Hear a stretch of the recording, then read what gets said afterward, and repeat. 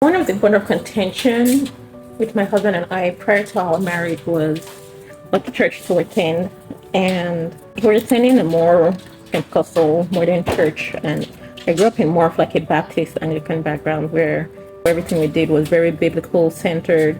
Like, we don't care the visions you have. If you cannot back it up with scriptures, nobody's accepting it. Anyway, long story short. And I went to visit him because he stayed in a different state. I attended his church and it was testimony time.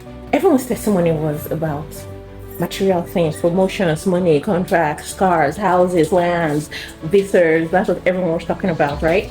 And I'm not saying they're bad things, but something struck me was like, when the Bible says they were overcame by the blood of the Lamb and the words for their testimony, I'm like, nobody overcomes the devil by saying I had better cars, I built a house. I'm like, it doesn't seem right. I'm like, I'm not saying the church was evil. I'm just saying there has to be more.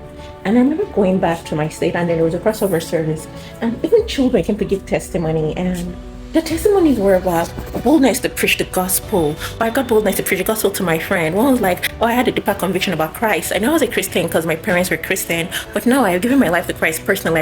I have my own personal conviction about Christ. And one like, oh, I've been reading the Bible, but I just read it like a storybook. But now I have deeper revelations of what the scriptures mean. And these were the testimonies, even from children. Like, people came to give testimonies about their faith. One was like, I thank God for the ability to overcome gluttony. Like she likes to eat. That when she's fasting, she must find something to put in her mouth, but that this year her fasting life has really been blessed, and she fasts and intercedes for the country, and that she thanks God for the grace to be able to do that. And I was like, these are the testimonies that people overcome by. It really touched me, and I had to call my husband, and I don't know whether he was thinking about it at the same time, because he called me and was like, oh, he really doesn't want to leave his church. And I was like, I really want to leave your church. I don't want to be in your church. Like, and I told him why. I was like, these are the testimonies. And I'm not saying all those material blessings are bad. I want them. But when people say testimony, I feel it's not about gain. Yeah, you can come and say, thank God for giving me this.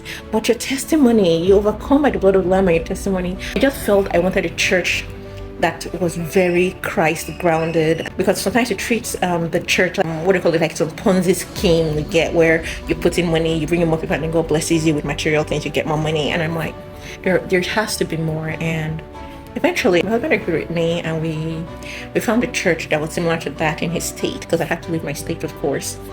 And I know we are desperate sometimes. We get desperate for the healing we want, the money we want, the visitors we want, the cars we want, the houses we want. Let's learn to not let that cloud our idea of what the church is.